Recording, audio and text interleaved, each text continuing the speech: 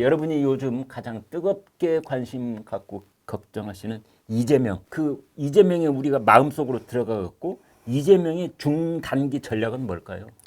지금 뭐 중단기 전략도 없는 사람 같아요. 그냥 닥치는 대로 지금 내 손에 이 민주당이라는 작물이 들어왔으니까 이거 끝까지 어떻게 보면은 이 잘 팔아 넘겨가지고 어떻게 보면 내 이신의 안일. 나 잘 먹고 그다음에 민주당 망치자. 이게 이제 전략이라면 전략이겠죠. 잠깐만요. 작물이요? 그렇죠. 훔친 물건이잖아요. 저는 그렇게 생각해요. 왜 민주당이? 제가 그래도 여의도에 있을 때 민주당은요 아주 괜찮은 정당이고 또 그 안에 훌륭한 분들이 계셨어요. 네. 나라를 위해서 정말 권위주의 시대에 자기 자신의 모든 걸 던졌던 사람이. 근데 지금은 민주당에 있는 사람들이 다들 제가 보기에는 나라를 훔치고 그 다음에 이 민주당 지지자들의 등을 친 도둑들이에요. 네. 그러니까 그 작은 도둑들의 말하자면은 대표격이죠. 그래서 지금 민주당에서 이 대선 후보가 되고 그 다음에 국회의원이 되고 당대표가 되는 이 모든 과정은 저는 도둑질이라고 생각해요. 그래도 선배님 이제 가령 예를 들어서 분당에서 왔다 갔다 하는 아파트 리모델링에 이렇게 참견해가지고 네. 뭐 이렇게 벌이를 삼던 네. 일개 변호사가 네. 성남시장 2번 했죠. 네. 경기도지사 했죠. 그러다 국회의원 배지 달고 당대표하고 물론 대통령 후보를 하고 네. 매우 입지전적 아닙니까? 이 트럼프라는 황당한 인물이 어떻게 미국 대통령이 됐는가? 네.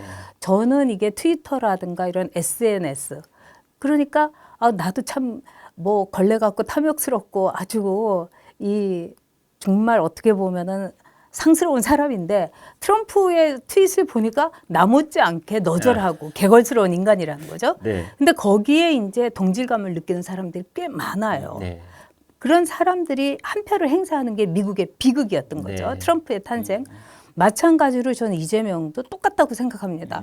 사실은 만약에 이 SNS가 없었다면은 그냥 끌어 넘치고 용암처럼 분출되고 막 개딸들의 황당한 이 정말 절규라든가 이 무식한 이 행동이 없었다면은 이재명이 가능했을까요? 근데 이재명하고 개딸은 한눈에 알아본 거예요.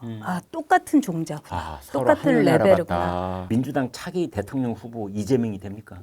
아니요, 그럴 리가 있겠어요. 그래도 민주당에 그 뿌리가 있는데 네. 저는 뭐 이재명이 이제 대통령 후보가 되려면은 네. 재판에 서지 않아야 되고 네. 또 그 재판이 질질 끌어야 되잖아요. 네.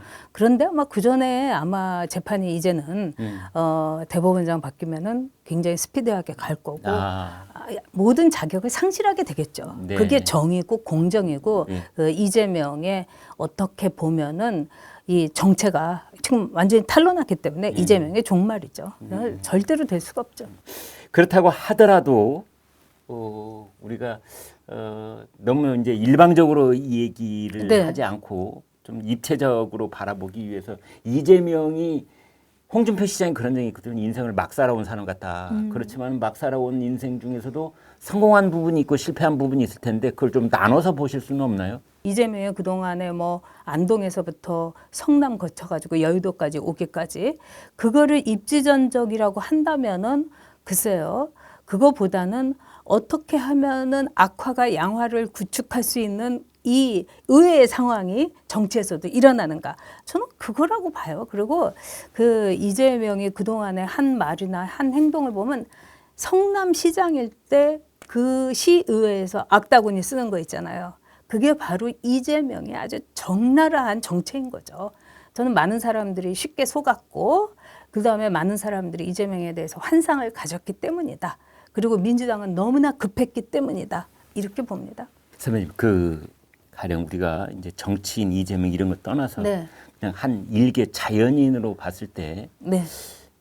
많은 분들이 그런 얘기를 해요. 이재명은 어떤 윤리의식의 하한선 같은 게 없는 것 같다.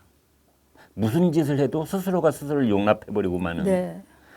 어떤 캐릭터라고 봐야 돼요? 그러니까 그러니까 우리가 측면에서 이제 뭐 본다면. 저는 개인적으로 제 자신의 삶을 볼 때 네. 뭐 제가 신도 아니니까 도덕적으로 살아왔다고는 얘기 못 하겠어요.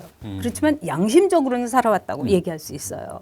근데 이재명의 경우는 이 도덕과 양심이 아예 없는 거죠. 그리고 이 도덕의 선이라든가 이런 게 있는 걸 가지고 우리가 뭐 도덕적이다, 비도덕적이다, 반도덕적이다 이러는데 왜 모랄 중에서 아예 모랄 자체가 없는 아모랄 있잖아요. 그게 이재명이죠. 근데 참 무서운 사람이라고 생각합니다. 네. 예. 그러니까 그런 캐릭터는 낮에 누구한테 이런 얘기를 하고 저녁에 가서 그것을 되새김질하면서 반성하고 이런 프로세싱이 전혀 없다. 전혀 없는 거죠. 그냥 그때그때 나한테 좋은 것만을 확실하게 쫓고 거기에 대해서는 정말 냉정한 뭐 이득 뭐 이런 걸 하는 거죠. 그래서 지금 민주당이 왜 저렇게 이제 휘둘릴까 하는데 사실 이재명 같이 사악한 사람 앞에서는 그 민주당의 기존의 이제 여의도 정치에서 왔다 갔다 하는 뭐 늑대건 불려구간에 그 앞에서는 당할 수가 없는 거예요.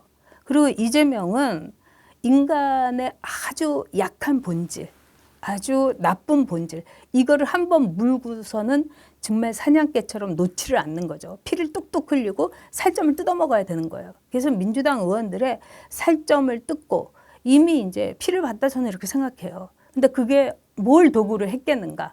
전 돈이라고 생각합니다. 돈이라는 것은 그러니까 어느 쪽으로 흘러다녀야 되잖아요. 네. 그 돈의 흐름은 어떻게 되는 것입니까?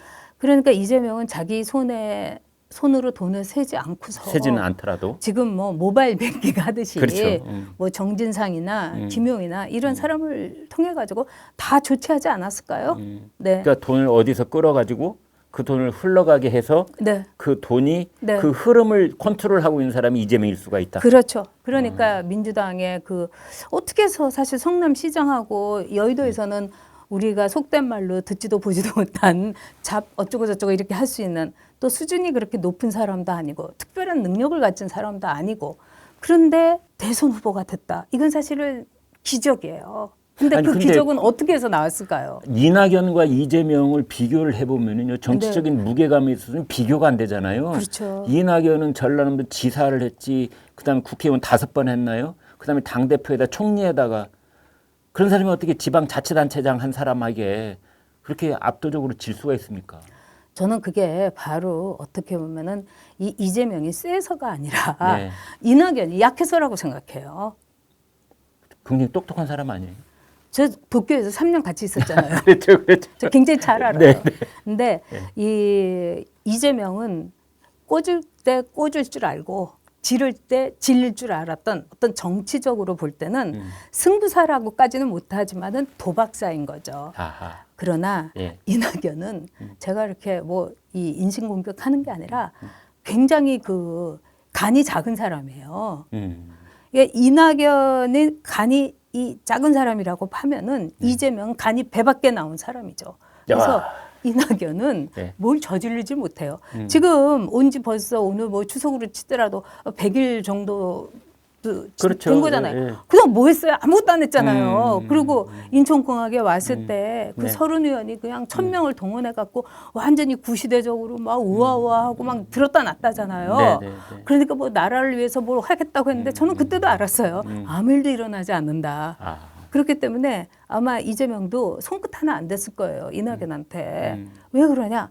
내가 되지 않더라도 저 이낙연은 바들바들 떨고 있을 거다. 그걸 아니까요. 옵티머스 사건 같은 거가 아주 대표적인 거죠. 이 복합기를 뭐 70만 원인가 80만 원에 했고 그 관련된 사람이 자살을 했어요. 그렇습니다. 그런데 이낙연의 본질을 보여주는 게 그 사람을 뭐 조문은 같지만 그 편지를 보냈잖아요. 네. 평생을 이낙연 곁에서 있었던 사람인데 자네와 나는 살던 세상이 달랐다고. 그걸로 모든 게 끝난 거죠. 네. 특히 조폭에서 보면 조폭의 이 대장이 그 뭐 카리스마는 뭐라고 하더라도 배짱은 있어 보이잖아요. 네? 근데 이낙연은 카리스마도 없고 배짱도 없었던 거죠. 그러니까 이 성남시장을 하면서 막 그 악다구니를 뭐 모란시장에서 쓰는 이재명한테 패했죠. 그건 굉장히 수치스러운 겁니다. 이낙연은 지금 뭘 기다리고 있는 겁니까? 그냥 이 입 벌리고 그냥 감에 떨어지기를. 그렇죠. 내가 원래 그런 사람이에요. 그러니까 어떻게 보면은 이제 이재명 입장에서는 이낙연이 미국에서 귀국을 할 때도 네. 전혀 긴장을 안 하고 있고 그럼요. 그러니까 둘이 밥을 먹느니 마느니 막 밀당을 할 때도 사실은 이재명은 그렇게 신경 쓰지 않았을 것이다. 그럼요.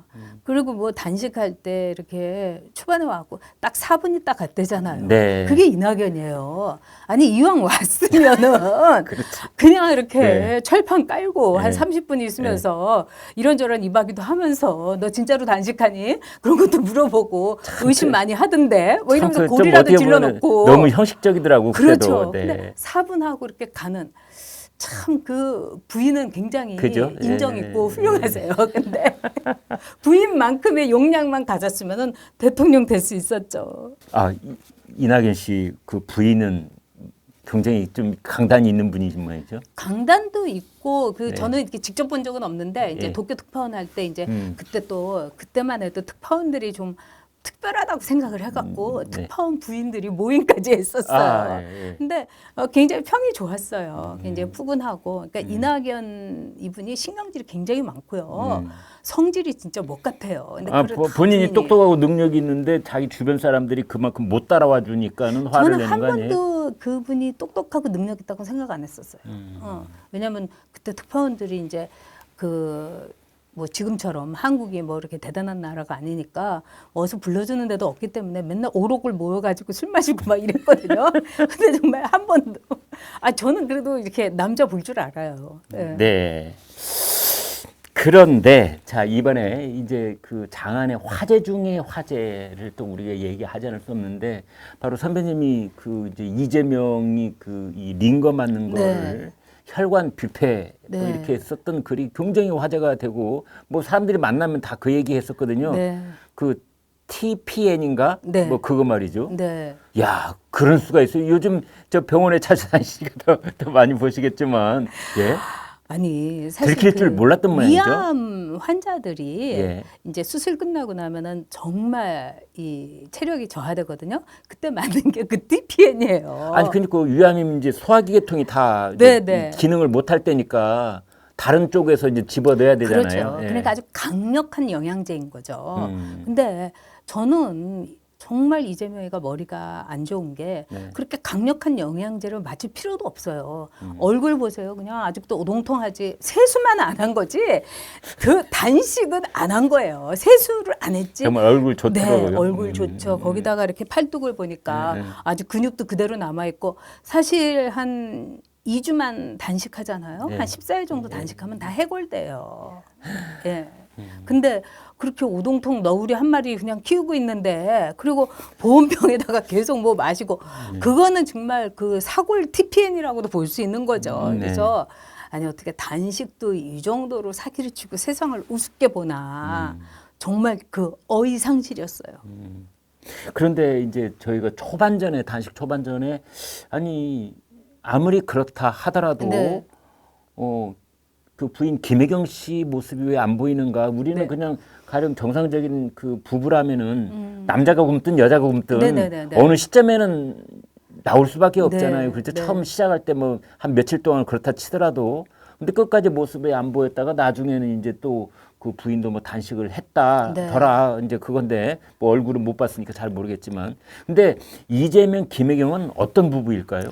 저는 이 인상을 보시는 이제 네. 그 뭐 백모 교수라는 분 네. 이제 흔히 역술이라 하지만 굉장히 그분이 이렇게 말씀하시는 게 뜻깊더라고요. 근데 그분이 이제 이재명 김혜경 부부도 이제 찾아와 가지고 만났대잖아요. 예. 근데 김혜경이 그때 뭐라고 물었냐면 내가 영부인이 될 상이냐고 물었다는 거예요.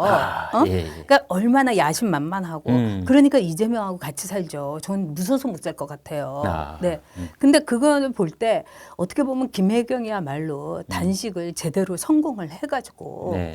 정말 그 이재명이 단식할 때 굉장히 많은 글이 올라왔었어요. 네. 민주당 갤러리에도 그렇고 뭐라고 했냐면 그냥 너를 희생해 달라. 그러니까 굶어 죽어 달라. 뭐 이런 얘기도 많았어요. 그래서 이 제2의 노무현이 돼달라 이런 건데 제2의 노무현이 되기를 가장 간절히 정말 바랬던 사람이 김혜경이 아닌가 저는 이런 생각이 들었어요.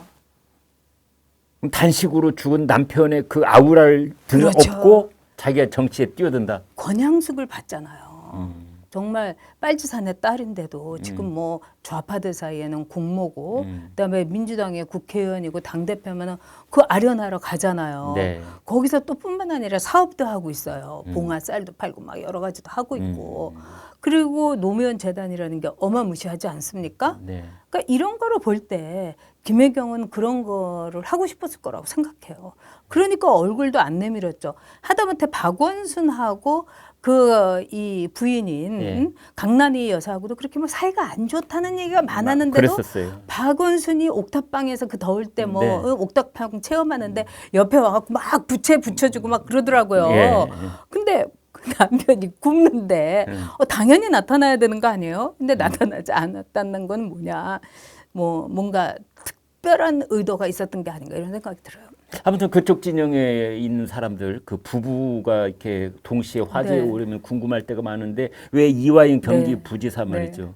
그 재판정에서 이재명한테 불리한 얘기가 나오고 이러니까 그 부인 백모 씨가 와가지고 정신 차려 했다는 거 아닙니까? 네. 그러면 그 사람 저는 궁금해요. 뭐 이화영과 백정화 그 두 사람들도 뭐 그 썩 좋은 사연은 아니다 이런 얘기가 있는데 도대체 두 사람이 각각 꿈꾸고 있는 정치적 꿈과 야망은 무엇일까 이런 생각이 들고 그건 뭐 학교 다닐 때 백정화가 훨씬 더 운동권에서 윗자리였다는 그랬대요. 얘기도 있고 네. 뭐 그러는데 그러니까 그 위치가 그대로 있는 거죠. 그 부부 사이에서. 그 사이에 그러니까 이화영이가 뭣도 모르는 애가 꼼짝 못하는 거예요. 왜 저렇게 뭐 헛짓을 하고 있어 이러면서 이제 소리를 질러댔던 거고요.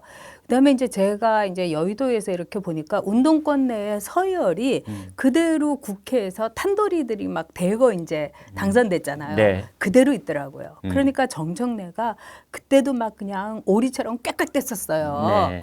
그랬는데 정청래가 이제 저 무슨 일로 막 그 상임위에서 꽥꽥대는데 그때 이제 이인영이 정청래가 막 꽥꽥대고 이 한나라당 그 의원들을 하고 울르면 또 이 저기 도련님 아가씨들이 공주들이 뭐 이러면서 바들바들 떨어요. 근데 그때 이인영이가 정청래 조용해 딱 그러더라고요. 예. 그러니까 찍소리도 못하고 딱 이러고 있더라고요. 둘 다 똑같은 초선인데. 그러니까 그런 이제 운동권 내의 이 위계 질서 그게 그대로 공존하는 거고요. 그 다음에 저는 이제 백정환 씨를 이제 여자의 심정으로 이해를 합니다. 네. 아니 37년 동안 내연녀가 있었다고 하면은 어떤 여자가 아무리 그 운동권에서 조직과 이 위계 질서를 똘똘 뭉쳐서 이화영이가 나보다 정말 형형형 뭐 이렇게 할 수 있는 위치여도 저 같아도 그럴 것 같아요. 매겨야죠. 네. 이제 그런 차원에서 보면은 항상 궁금한 게 지금 말씀해 주신 이재명과 김혜경. 네. 물론 김혜경이 이제 법인카드 그 이전에는 해경군 김씨 뭐 이런 네. 것으로 계속해서 이재명 옆에서 이제 세간에 얘기가 오르내리긴 했는데 20 며칠 동안에 밥을 굶고 있다는 남편인데 네. 그 곁에 한 번도 모습을 보이지 않는다는 것이 참 궁금해하는 사람이 많았었어요. 그러니까요. 글쎄 저기 그 아기보고가 보양식을 해다 주겠다고까지 했는데 정작 부인은 이 정도면 뭐 곰탕 끓여가고 그러면 왜 이렇게 쇼라도 하고 이 상황극이라도 하다못해 버려야 되는데 아예 나타나지 않는다는 거는 그들 부부가 이미 이제 그 남녀는 떠나가지고 부부로서의 관계도 대충 이제 정리된 게 아닌가 이런 생각이 들어요. 나 의학 전문 기자 김철중. 나한테 걸리면 어떤 의사든 진실만을 말하게 되지.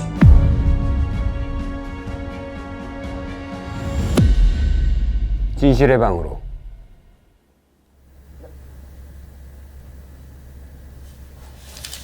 뭐야, 여기 나밖에 없구나. 에이.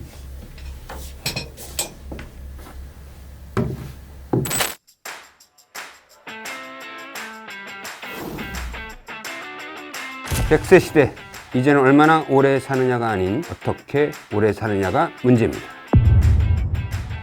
삶의 길이만큼 삶의 질이 중요해진 건데요. 그것이 가능해진 것은 각 의료 분야에서 치료 기술을 발전시킨 특출한 의사가 있었기 때문입니다. 최초로 그 당시에는 쇼킹한, 그 자체로도 엄청난, 거기서 깜짝 놀랐게 이거 뭐냐. 이 시대 명예와 만나는 시간, 명예전당 김철중입니다.